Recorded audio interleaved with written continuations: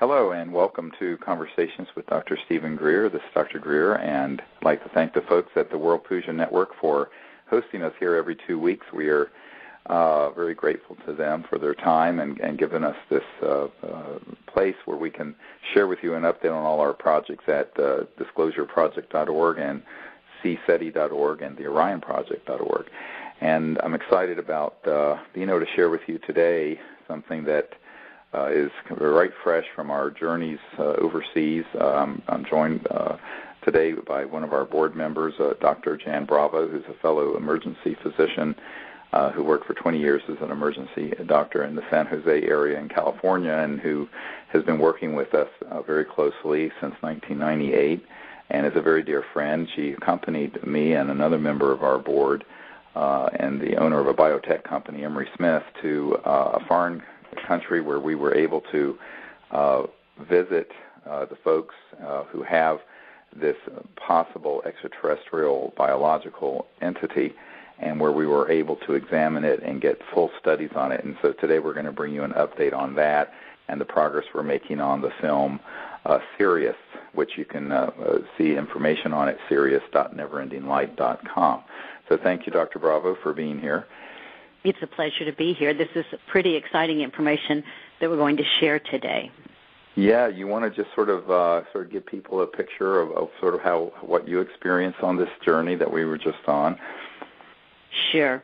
A few years ago, we first were contacted by the people who held this finding, and asked to come evaluate it. Actually, you were, as a medical doctor and as the head of the Disclosure Project, and that's when we first saw this being. Over time, we have been able to locate a geneticist, actually one of the top geneticists in the world, which when we first visited this person, we did not know this person. And I will say that a lot has changed in the field of investigation of genetics. And we now have someone with a state-of-the-art laboratory who will work with us and help determine if this being is an extraterrestrial biological entity. But we certainly have the best. Now, I will say that the tests have not been run yet, but previous initial evaluation, we do have some initial x-rays, and you and I examined the being. We were able to show pictures of the being, many shots of the being from our first trip, and all the information that we can get so far from those individuals who will be evaluating this being, this finding, is that this does not appear to be anything that they are aware of with all their mass experience that is a result of human genetics. Right. Well, the main thing also is that when we were there 3 years ago, I was struck by the fact that, number one, it was certainly not a hoax. It's an actual biological entity. It's a humanoid. It has a head, 2 arms, and 2 legs. It's only 6 or 7 inches long, thought to be either a very small child of a very small species or something along those lines. And that it had, and it was not something that was put together. Some of the debunkers I had learned said, well, this thing has to be, assembled by the person who has it from bird bones or something like this. And what you find is that, and I found this for years in dealing with people like James Oberg at NASA and other professional debunkers who are on the payroll of the U.S. government, that will make up any kind of outrageous weather balloon swamp gas type story to explain things. And when we've examined it, it's quite clear that it's an actual organic biological entity that is an organism that's fully intact. I mean, the entire body, head, arms, feet, hands, everything, although it's sort of mummified and very dry. But, there was no question that it was a biological specimen. And there's also no question that it's not old enough to be, millions of years old, like some of the hominids, the predecessors to Homo sapiens, that have been found. So it's not fossilized at all. And yet at the same time, it isn't any known humanoid, and it certainly is not a primate like a chimpanzee or a small other type of a monkey. First of all, it's too upright and it's too humanoid in its appearance, but it's also not of any of those known organisms. So then you begin to question, well, then it's almost a process of exclusion at this point. It's nothing that we know of on this planet. And then, of course, the main thing that we have begun to try to exclude is that is this an actual, say, aborted fetus that had some kind of global pervasive skeletal anomalies that would result in this type of appearance. And to date, no one has been able to link it to any such abnormalities. And I think that the nail in that coffin was when the owner of this radiological center, it's a high-tech center in this country where we went, which at this point we're maintaining confidentiality on the request of the people who have this item, this specimen, this possible ET body, and the actual owner, a medical doctor, a woman who ran and owned this center that had CAT scans and MRIs and all these high-tech imaging equipment, looked at the radiographs, the X-rays, and said, this is absolutely not a fetus because of the degree of the calcification and bone formation of the skeletal system. And she said that unequivocally as a radiological expert. So, and I think, Jan, you'll bear witness that was stated. Absolutely. We may have that on film. We did film parts of this trip, and that may be on film. We'll have to go back through and see. And she agreed to be on film with her statements, by the way.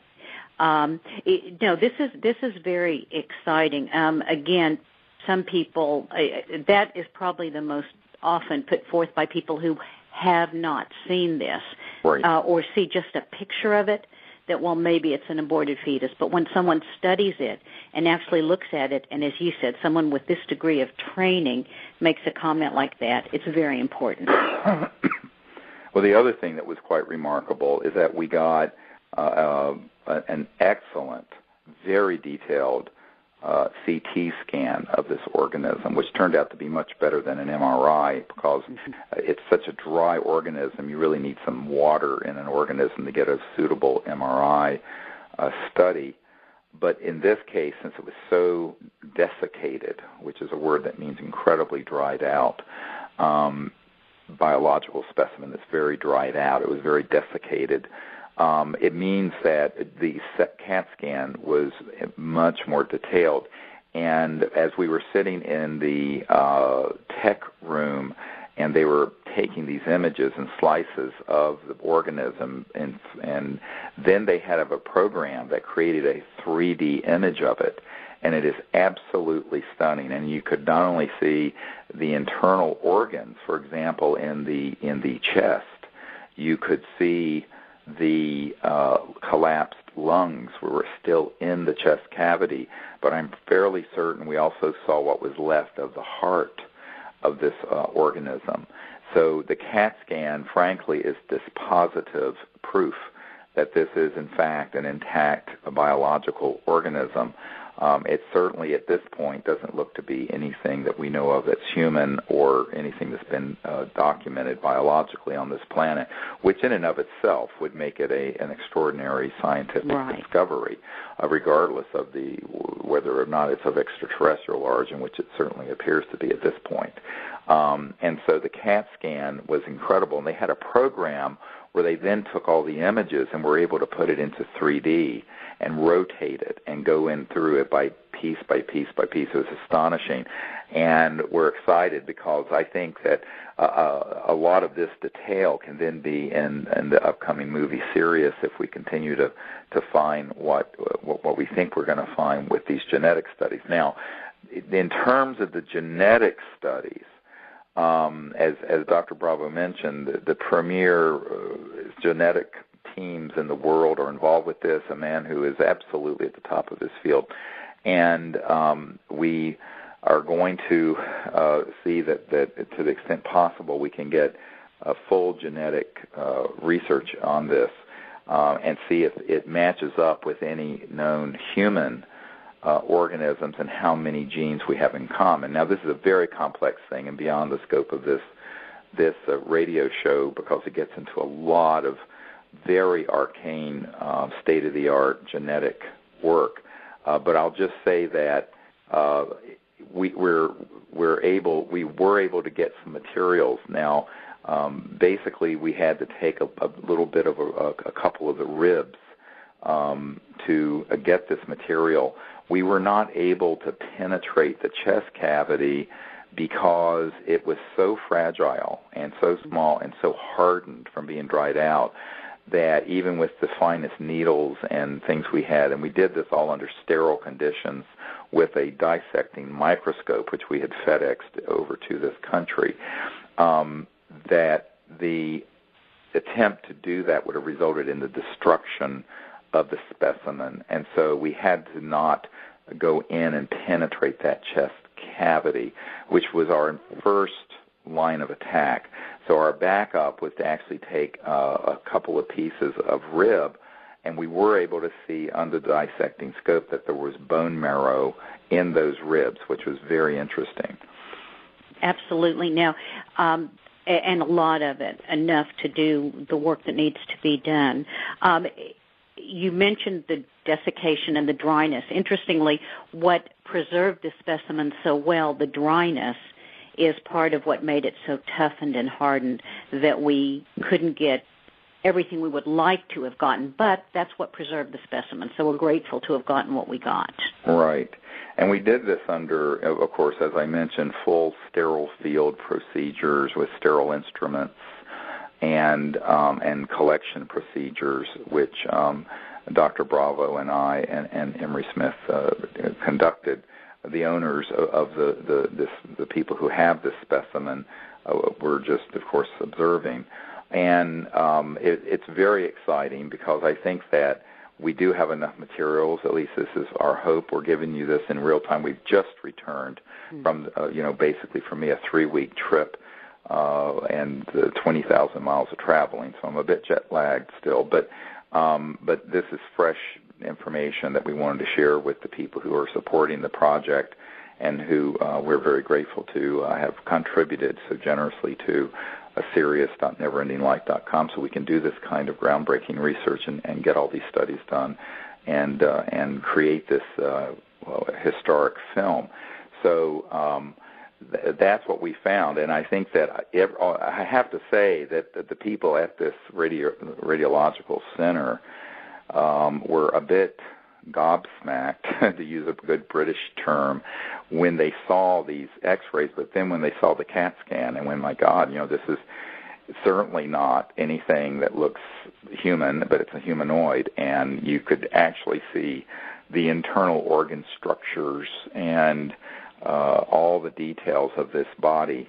And we did do a full body CT scan because the entire organism is only 6 or 7 inches. And we also learned that in the same area where this one was found that there may be other type of creatures. Some have been seen alive and others who have deceased and that are preserved in urns in this remote area. And so if we have the opportunity, we're thinking that at some point in the future we may be able to make an expedition to this part of the world, which is an incredibly remote part of the world, difficult to get to, but in an area where apparently a lot of the native peoples have had contact with these particular ETs and where there are ET craft that have been seen going in and out of the mountains in that area. And some people are surprised at how small the creature is. I said, well, we have humans who are 4 feet tall and we have humans that are 8 feet tall. And you look at the diversity of planets and gravitational fields in the cosmos, it's entirely likely that there are humanoids, human-shaped intelligent life forms that are at adult size, a foot or 2 tall, and some that may be 20, 30 feet tall. And this makes complete sense. There's no reason why not. So you kind of have to step out of the sort of anthropocentric, narcissistic human view of things and begin to look at this in a cosmic, universal way. You begin to realize that the diversity of form that there may be in the cosmos is endless, infinite. And so, and yet there is this sort of a morphogenic field persistence of a head, 2 arms, 2 legs, a chest cavity, an abdominal cavity, and what have you. From so far, one of the things that's going to be very interesting to see is when the team of medical doctors and PhD geneticists that are associated with this top Ivy League university are able to review not only the genetic material, but all these CT scans and X-rays, what they may come up with in terms of all the different anomalies that are present in this creature, both internally, which have never been seen before, because this particular creature has never been CAT scanned or MRI'd, and so I think it's going to be very interesting to hear their report. And of course, this is all in process. We don't have those results yet, and probably will not have for at least a month or so. So we're really racing the clock here in terms of getting this information that can get disclosed in this film series. So this is why this was something we dropped everything to do, and we were able to get there and back successfully and in one piece, and to that we're very grateful. Yeah, we were really amazed, first of all, at looking at the being, at how intact it was. But when we looked on the scan, it's amazing to see all the vertebrae throughout the spine, the limbs. The detail is amazing. This is extraordinarily well preserved, so they will have a lot to work with. It's not what's missing, it's what's there. And I will say that the people at the center commented that they have done scans of mummies before that have been brought to them, and this looks nothing like those. Right. Yeah, this is a unique situation, and the people who will try to debunk it as something that was assembled out of other parts, or once you see the scan, it puts a lie to that immediately. This is no question. This is an intact, total intact creature. What it is, it's still pending, but it certainly. It probably at a certain point is going to be a process of exclusion. In other words, unless you had a database of genetic material from known extraterrestrial species, which I'm sure classified programs do have since we've been shooting their spacecraft down and collecting their dead bodies for 60 years. But since that's not available to scientists in mainstream Ivy League universities, you really are going to have to just be able to then look at the genetic sequences and the markers that are associated with humans that this one has, or may have additional markers or additional material, or have markers that are absent, if you get my drift. Because, as all of you know, or maybe you don't know, Homo sapiens, humans, are 98% identical to chimpanzees and orangutans. It turns out the closest genetic lineup are orangutans and humans, not chimpanzees. They just recently discovered. Yeah. But the fact is it's 98%. So there's only a 2% difference in the genetic code between an orangutan or a chimpanzee and a human. So since this is a humanoid, one might expect a lot of similarity because it is a head and 2 arms and 2 legs and organs, and yet it's where the differences lie, and maybe what's there that's not in humans, or where there's something that is not there that does exist in a human, where you're going to be able to make these distinctions. And so this is a very involved process and highly analytical. And I'm not trying to bore people, but I'm just trying to drill down a little bit so people get a sense of the scope of the kind of thinking that has to go in to this analysis by the geneticists and the doctors who are working with us on this. Well, it is important. All that you're saying is very important for people to know, and it's not something that we're going to have the answer tomorrow. So as soon as we have it, we will give it to people, but we're being very careful. First of all, we're not letting this out of our hands. We're passing it directly into the hands of the geneticist so that it will be fresh as a chain of evidence, just in any forensic evaluation. And again, as soon as we know something, we'll tell people, but we want them to exhaustively study it as best they can. That's our goal. Yes, and in fact, we were able to film the entire process of taking the x-rays, doing the CAT scan, then going back and doing the sterile field genetic sampling procedure. All that is filmed in high-definition, state-of-the-art cameras, both still photography and video. And it shows us taking the clip of the rib and putting it into the sterile containers and sealing them and marking them. And then those are going to be handed off directly to the genetic analysts. And all of that has been documented. So it's very important for people to understand we're doing this very, very carefully. Right. We will say that the people that we're working with have taken good care of the specimen and are very excited to be having someone, they've had the specimen for some time, and they're very excited to have someone of your caliber really in charge of analyzing this, as I am. So we'll see where we go from here. But I will say that the lineup of people who are going to be evaluating this it'll be a multidisciplinary.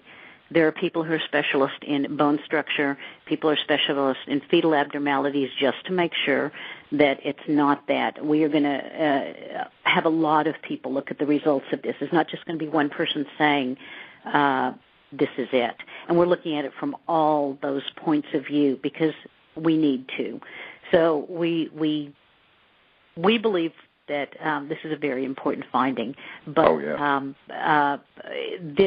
we are not just going to limit. We're not going to limit the evaluation in any way. We're going to do what we can. Now, I will say that we were very careful. We took the material that we could get safely, but again, as you said, it was a very fragile, small specimen, and so we respected it as well.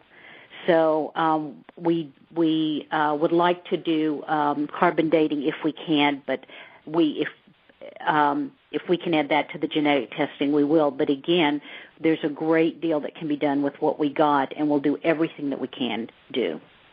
Yeah, we do have a world-renowned facility to do carbon dating lined up. There's a minimum amount of material they need, even with the most state-of-the-art.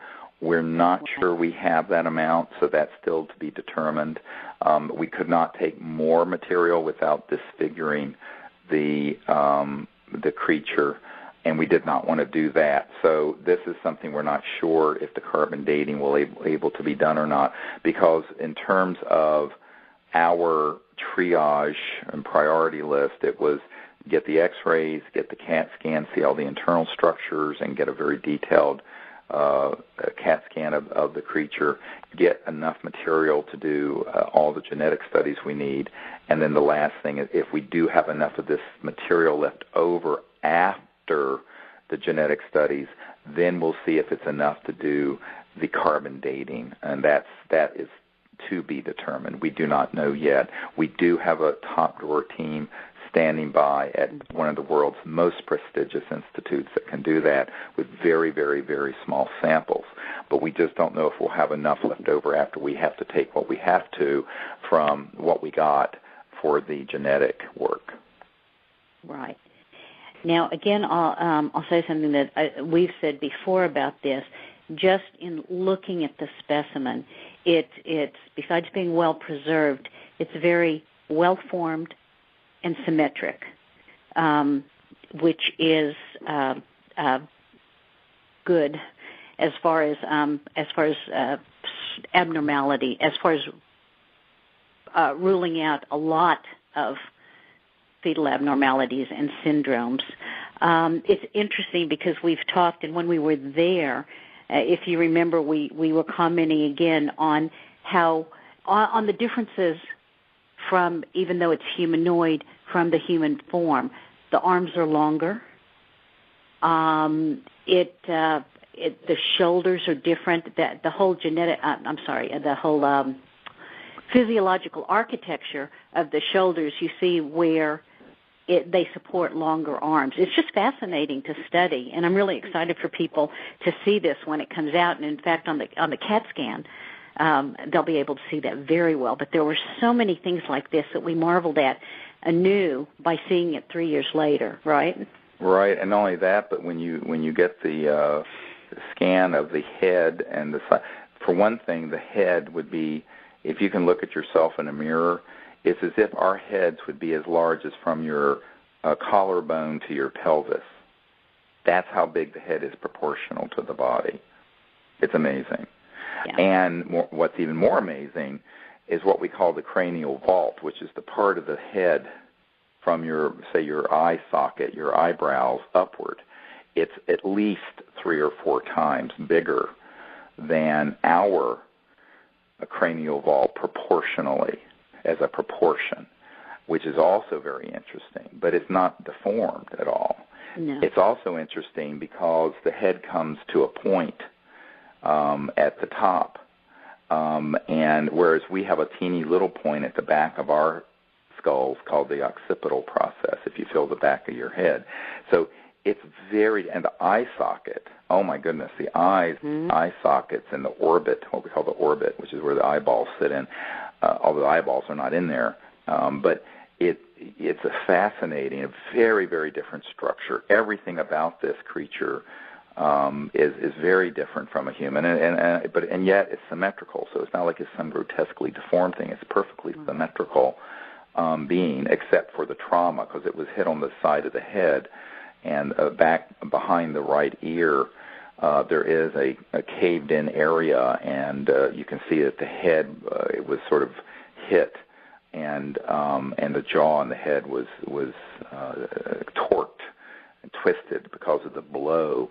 And on the right side of the creature's arm, there was a fracture that went all the way through what would be the upper arm or the humerus, and it was through and through a fracture. So there was trauma, and apparently, I mean, my own feeling about it is that I think this creature subsequently died of the trauma, although we're not sure if it was immediately after the trauma or not, because there's some evidence that the wound on the arm had begun to recalcify, which would indicate some healing process and not an immediate death. So there's a lot of information from our study this time that we did not get 3 years ago, and so it's very exciting. The other thing is that genetic science and processes and what's possible today, and at a reasonable cost. I mean, the work we're doing now would probably have been $1 million to $2 million 3 years ago, and now we're going to be able to do it because of technology's advances and the fact that we have this world-renowned team doing it pro bono for us. I mean, this is a real gift, and to which we're very, very grateful to these people. Yeah, there's still a lot of cost associated with it, but their portion is amazing. Yeah, their portion is amazing, and there's still a lot of costs that we've had to incur just out of pocket. I want to remind people, Dr. Bravo and I and the other people working on this are all doing this for free and without payment. So, the funds that you're giving, and basically if you give $10 to serious.neverendinglight.com, in terms of the work that's being done with that $10, it's like as if you gave $1,000 or $100 certainly. So it's at least 10 to 1. And I point that out just because of the kinds of people who support disclosure, peaceful contact, bringing out this information. It isn't as if this is an ordinary process. You're getting people need to understand, and we need all the support we can get to continue to put the best elements of what we can in this historic disclosure film, Sirius. You're getting an enormous world-renowned team of people from many walks of life and expertise working completely without any fees and without any payment because they so much want to see the truth come out. And so this is really a labor of love for so many people. And I just want to point that out so that people realize that from the medical doctors and the geneticists and the PhDs and the everyone working on this, all the work that Dr. Bravo and Emery Smith and I and others are doing, and Dr. Loader, all this is being done at no charge. So it's very, very important that people understand that that means that the support that we do get goes 10 times further than if it was being done through a normal institution where you had a staff of people all making conventional medical salaries and PhD salaries and scientific consultancies and all of those things. So I want to point that out just because a lot of people wonder how we do what we do with as little as we have, and the way we do it is because people are really in this heart and soul and mind and really dedicated to it. Well, that's why it's so exciting that our next step is to have this serious documentary come out, because I have to say I knew some of the witnesses, some of the new witnesses coming forward, but listening to their testimony on tape is phenomenal. It just blows me away. And these are brave people and people who are very much want the truth to come out. And that is what's so heartening.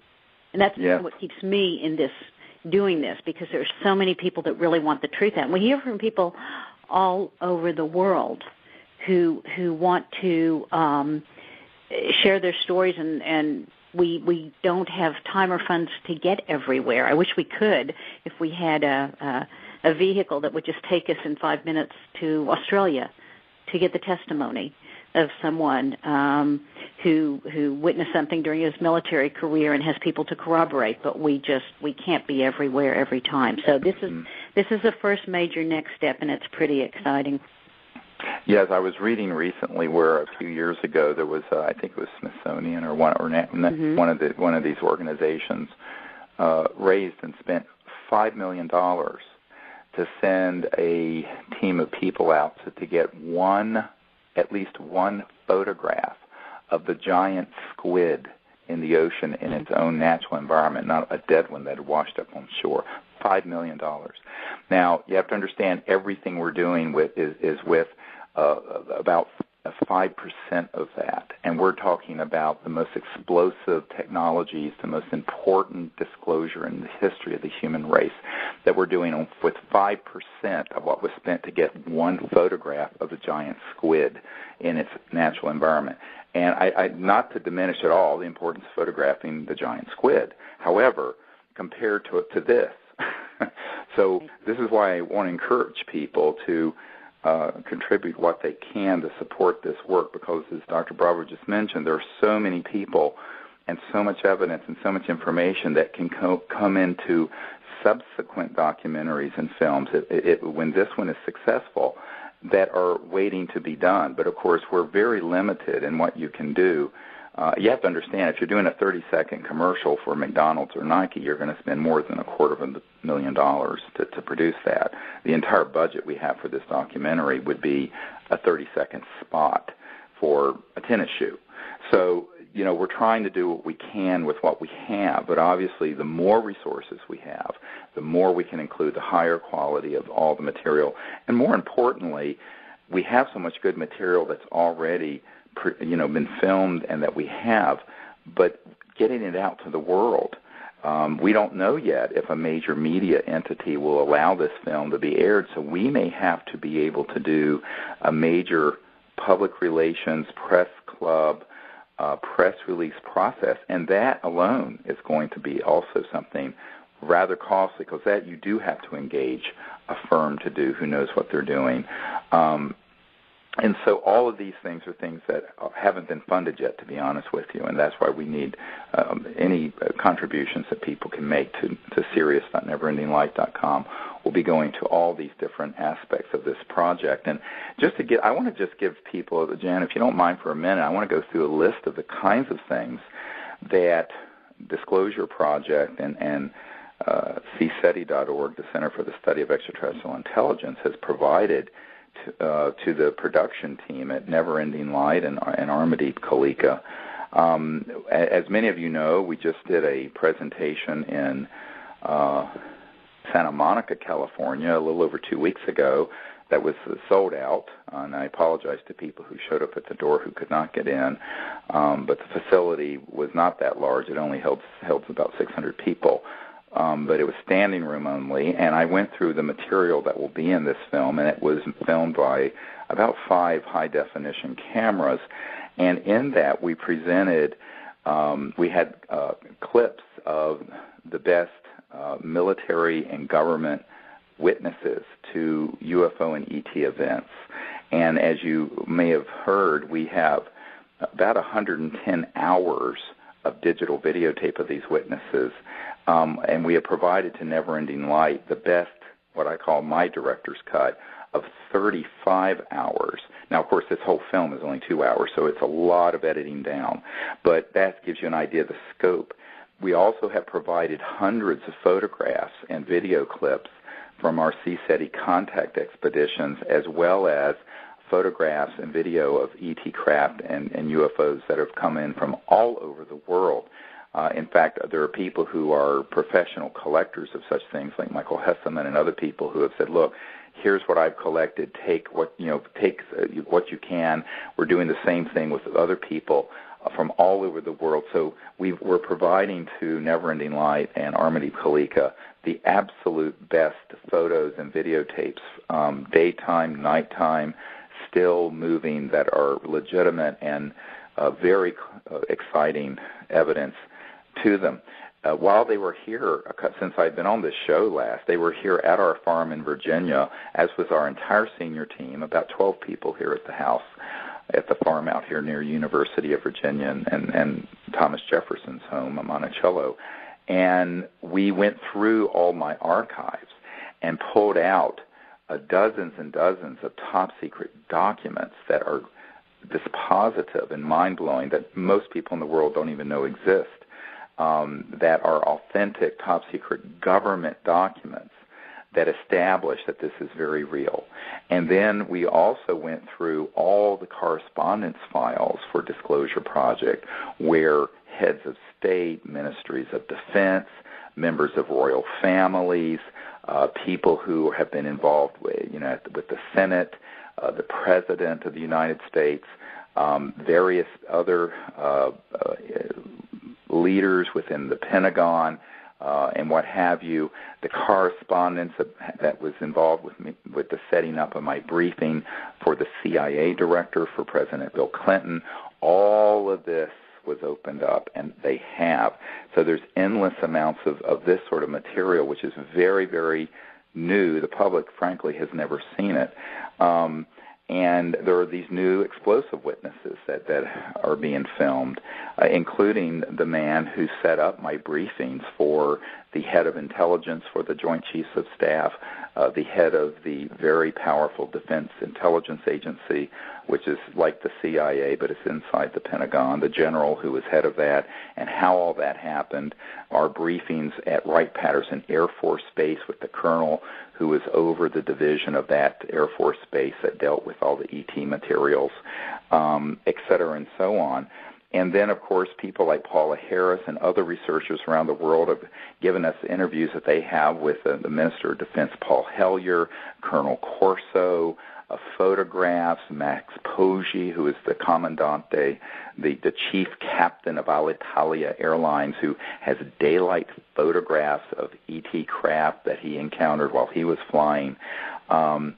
This wonderful fellow medical doctor, Lynn Katai, who, of course, took the best photos and video of the Phoenix Lights, which was actually a close encounter of the fifth kind, and I was there when this happened, but she has this wonderful, and she's allowing us to use any of the photos and videos we want of that. There are countless photos and videos that Emery Smith and other members of our team, as well as Dr. Bravo and Todd Goldenbaum and Jack Allman, have taken on our expeditions where we've made contact. the photo of the extraterrestrial ambassador that appeared at Joshua Tree less than 3 years ago, that was hovering right outside our circle in a trans-dimensional energy field that is the most important photograph, frankly, ever taken. All of this has been provided to them. And then on top of it, we have all the new energy research. Tony Craddock, who is the world's premier collector of information on the history of new energy devices going back to the late 1800s, working with Dr. Ted Loder, have put together the photos and images and documents and information about free energy and anti-gravity research going back nearly 100 years in different archives and files. This has been provided to Mr. Kalika, Never Ending Light, and of course in the pièce de résistance are all these CAT scans and X-rays and films of this little creature, and to be determined the genetic results. So now that's a lot to get into a 2-hour film. So obviously, that's probably 5 years of a television program that would have an hour a week. But this is the scope of what's being provided to the team at Never Ending Light that we have. And so it's an enormous, it's Promethean undertaking, and yet it's very, very exciting because it's really, as Dr. J. Allen Hynek said many years ago, who was the Air Force Project Blue Book head who defected and eventually admitted that Project Blue Book with the Air Force was a big cover-up operation, and then he started the Center for UFO Studies, and he basically said it's an embarrassment of riches that we have so much evidence, we have so much material that it's absolutely overwhelming. And so putting all this in a film, what we don't want to do with this film, by the way, is just create something that would look, I hate to say this, but like on public TV, that would be a boring talking heads thing for 2 hours. So it's going to be a fast-moving, it'll combine them. But what we want to do, if we have the funding, and I hope people listen carefully, we need a really good web architect, not designer, architect. If you're listening, and you're a techie, you know what I'm talking about. Because what we really want to do is create one website that has all the information from the Orion Project, CSETI.org, DisclosureProject.org, and this new film in one website where it's well organized, because everything we have created on the web right now has just been through volunteer efforts, and it's as good as we can do because it's all been pro bono, free work. But we really are looking for someone who can help us do a very professional, probably the best and most complex website in the world that has all this material, because in this 2-hour movie there will be some minutes of these top secret witnesses and documents. But what we would like to be able to do is to have this film serious go out to the world, to people who don't know anything about this subject. Because we're not creating this to preach to the choir. We're doing it to educate the entire planet. But then they could go to this website and click a button where it would have an icon for top secret witness testimony, and then would come up dozens and dozens and dozens of people with their testimonies that they could click and then view and listen to. See what I'm saying? But organizing and creating that is in itself a massive undertaking. But we need help with that. So if there's anyone listening who has that skill set, we need you to be involved like 2 months ago.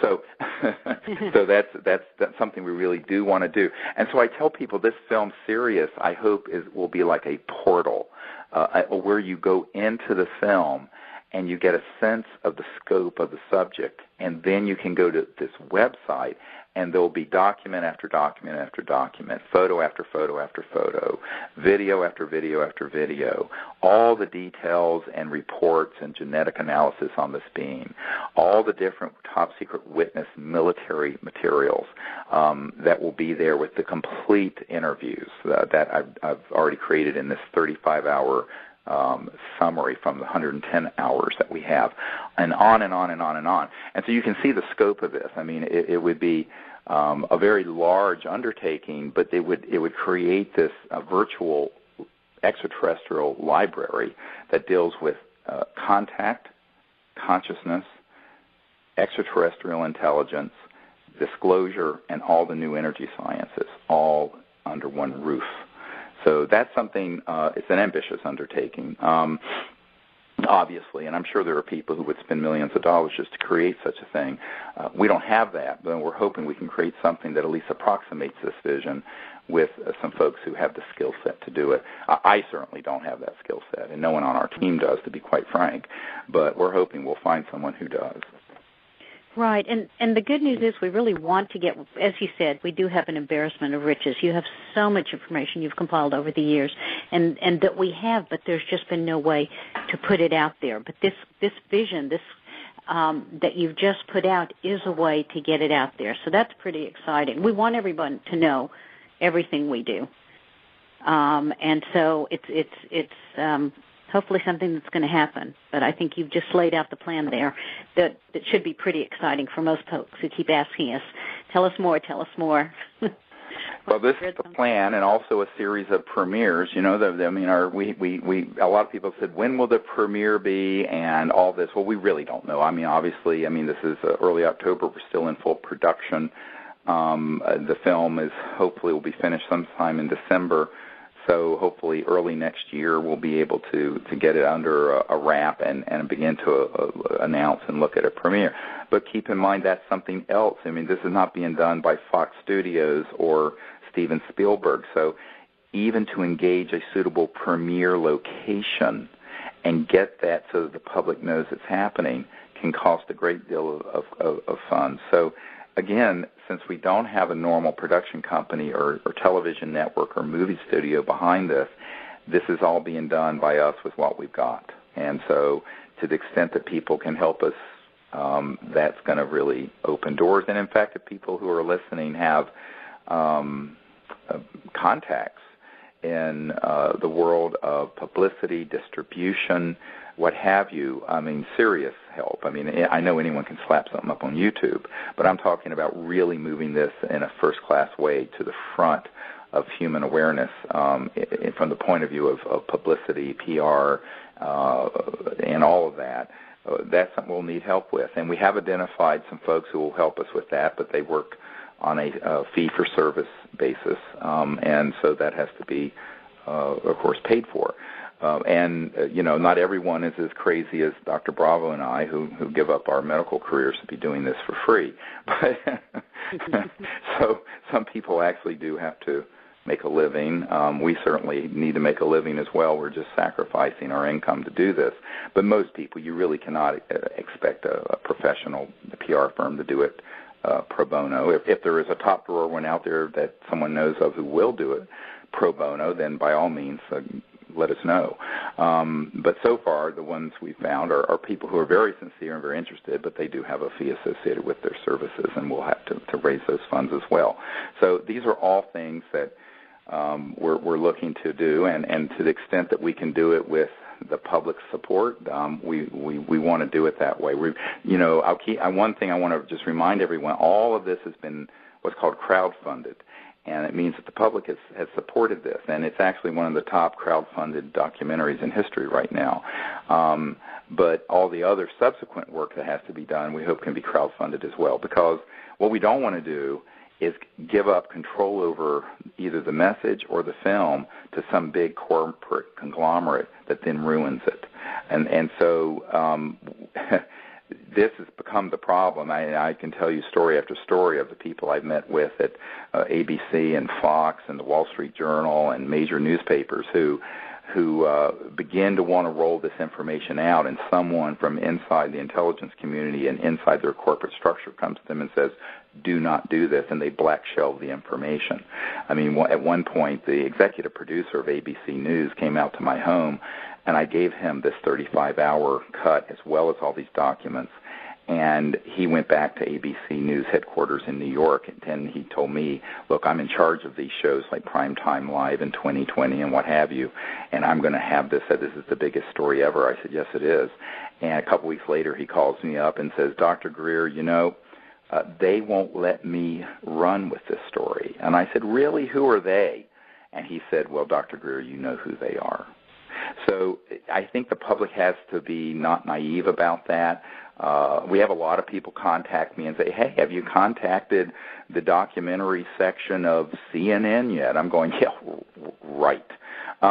So my point being, this is moving this if it was nonsense, if this was a film interviewing people who came stumbling out of a bar drunk that saw a light in the sky, I think, you'd have no problem getting that on CNN. When Peter Jennings did that ABC special, I was involved with that from the day it was announced. They did not put one single top-secret military witness in there. They were interviewing people who had half their teeth missing and didn't come across well, and then they interviewed the debunkers who are professionally paid people shilling for the intelligence community, saying, oh, well, none of that was true that happened in Phoenix and with the Phoenix Lights, and none of that was true that happened here and there. So what you find is that with these big corporate media outfits, the truth always ends up on the editing room floor and gets cut out. And that's what we're trying to avoid. And this is why we're doing this as a publicly crowd-funded entity and project and film. And the distribution of it needs to be that way as well.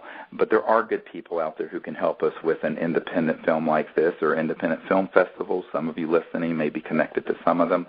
We have one member who's already talked to us about getting into West by Southwest in Austin and others. So, anyone listening who can help us with all of that, please contact us also at disclosureproject.org, and we will follow up on the lead. That's one of the things that we want to be able to do. As you listen to all the material we have and that we've given to Neverending Light and to this filmmaker, Armadeep Khalik and his team, what you find is that there's a potential here for not only this film, but this film could just be the pilot for a whole series of explosive exposés and information that would just continue to transform the world with the knowledge of contact, transdimensional technologies, higher states of consciousness, ET contact, new energy physics, anti-gravity physics. All of this is all in this same area that we're dealing with, and there's so much information, and it's so compelling and so mind-blowing that most people, when they come out and see what we have just laying around in boxes, their heads are swimming in circles. I know that the production team that Mr. Kalika has was just stunned as we went through box after box of material and film and images and documents and top secret material of all types, and all of this really needs to be made available to the world. But to get it out there, it's a big undertaking, and that's where all of you listening come in. And I want to thank all of you for your support that you've given so far. I mean, we've gone further than any other independent crowd-funded film has ever gone with this subject, and we hope to go even further. And it's all because all of you guys have just been wonderful at supporting the work. And I want to thank each and every one of you who have given so generously, and not just of your funds, but of your time, and also people who've sent us material or documents or photographs or what leads to information. All of that's been just invaluable and wonderful, and I want to thank everyone who's been helping. Right. I want to echo that. We really are grateful, and it's because of you that we're able to do this. I mean, the hard work has been done by Dr. Greer, but you are supporting it and helping us to get it out. So I will echo that sentiment. I want to get back for just a minute to this little being. And one other thing that I neglected to mention, and this is also very exciting, our team member, one of our team members, suggested that he knows a team that with this CAT scan, this full holographic CAT scan image, can probably make a representation of what this being looked like. And if it turns out that it's what we think it is, and this is turns out the genetics bear out what we believe, this will be fascinating, because with techniques today, with forensic techniques, they can show most probably artistically what this being looked like, because they have all the internal structure, and that's exciting. That's nice to know. That's right. It is, and it would be great to be able to create a 3D version of this. And a physical 3D version of this creature inside and out from the CAT scan, and I think the technology exists to do that. So, it's another thing to be followed up on if we have the time and resources. There's a lot. And again, as he said, resources are important too. We're going to go, as he said, we triage, we do the most important things first, but we're going to do everything we possibly can to evaluate this being, and we're very much looking forward to getting you the results when we have them, when they come back. Indeed. Well, we're about out of time. I want to thank Dr. Jan Bravo for her invaluable assistance and friendship. And boy, the work of traveling all over the world doing this has been quite an undertaking. But thank you, Jan, and also Emery Smith, who accompanied me to this distant land to do this study. I mean, we were on jets for over 20 hours, but it was worth it. And I think also I'd like to again thank all the folks who've contributed to the project and to continue to. Hello and welcome to Conversations with Dr. Stephen Greer. This is Dr. Greer, and I'd like to thank the folks at the World Puja Network for hosting us here every 2 weeks. We are very grateful to them for their time and giving us this place where we can share with you an update on all our projects at disclosureproject.org and cseti.org and the orionproject.org. And I'm excited about being able to share with you today something that is right fresh from our journeys overseas. I'm joined today by one of our board members, Dr. Jan Bravo, who's a fellow emergency physician who worked for 20 years as an emergency doctor in the San Jose area in California and who has been working with us very closely since 1998 and is a very dear friend. She accompanied me and another member of our board and the owner of a biotech company, Emery Smith, to a foreign country where we were able to visit the folks who have this possible extraterrestrial biological entity, and where we were able to examine it and get full studies on it. And so today we're going to bring you an update on that and the progress we're making on the film Sirius, which you can see information on at sirius.neverendinglight.com. So thank you, Dr. Bravo, for being here. It's a pleasure to be here. This is pretty exciting information that we're going to share today. Yeah, you want to just sort of give people a picture of sort of what you experienced on this journey that we were just on. Sure. At all, and yet at the same time, it isn't any known humanoid, and it certainly is not a primate like a chimpanzee or a small other type of a monkey. First of all, it's too upright and it's too humanoid in its appearance, but it's also not of any of those known organisms. So then you begin to question, well, then it's almost a process of exclusion at this point. It's nothing that we know of on this planet. And then, of course, the main thing that we have begun to try to exclude is that is this an actual, say, aborted fetus that had some kind of global pervasive skeletal anomalies that would result in this type of appearance. And to date, no one has been able to link it to any such abnormalities. And I think that the nail in that coffin was when the owner of this radiological center, it's a high-tech center in this country where we went, which at this point we're maintaining confidentiality on the request of the people who have this item, this specimen, this possible ET body. And the actual owner, a medical doctor, a woman who ran and owned this center that had CAT scans and MRIs and all these high-tech imaging equipment, looked at the radiographs, the x-rays, and said, this is absolutely not a fetus because of the degree of the calcification and bone formation of the skeletal system.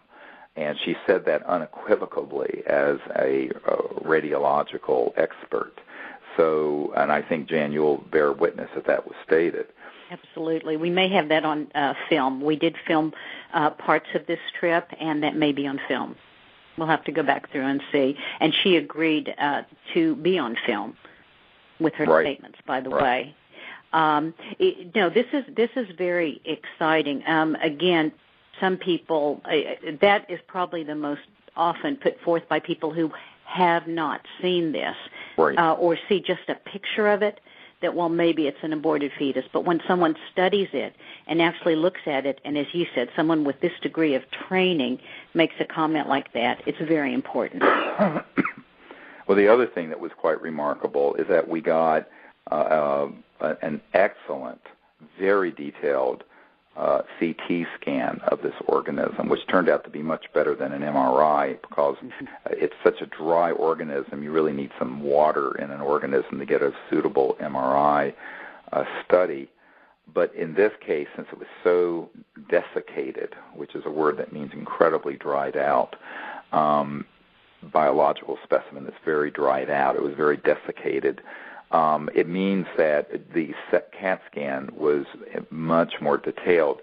And as we were sitting in the tech room and they were taking these images. And a few years ago, we first were contacted by the people who held this finding, and asked to come evaluate it. Actually, you were, as a medical doctor and as the head of the Disclosure Project. And that's when we first saw this being. Over time, we have been able to locate a geneticist, actually one of the top geneticists in the world, which when we first visited this person, we did not know this person. And I will say that a lot has changed in the field of investigation of genetics. And we now have someone with a state-of-the-art laboratory who will work with us and help determine if this being is an extraterrestrial biological entity. But we certainly have the best. Now, I will say that the tests have not been run yet, but previous initial evaluation, we do have some initial x-rays, and you and I examined the being. We were able to show pictures of the being, many shots of the being from our first trip, and all the information that we can get so far from those individuals who will be evaluating this being, this finding, is that this does not appear to be anything that they are aware of with all their mass experience that is a result of human genetics. Right. Well, the main thing also is that when we were there 3 years ago, I was struck by the fact that, number one, it was certainly not a hoax. It was an actual biological entity. It's a humanoid. It has a head, 2 arms, and 2 legs. It's only 6 or 7 inches long, thought to be either a very small child of a very small species or something along those lines. And that it had, and it was not something that was put together. Some of the debunkers I had learned said, well, this thing has to be, assembled by the person who has it from bird bones or something like this. And what you find is that, and I found this for years in dealing with people like James Oberg at NASA and other professional debunkers who are on the payroll of the U.S. government, that will make up any kind of outrageous weather balloon swamp gas type story to explain things. And when we've examined it, it's quite clear that it's an actual organic, biological entity that is an organism that's fully intact. I mean, the entire body, head, arms, feet, hands, everything, although it's sort of mummified and very dry. But, there was no question that it was a biological specimen. And there's also no question that it's not old enough to be, millions of years old, like some of the hominids, the predecessors to Homo sapiens, that have been found. So it's not fossil.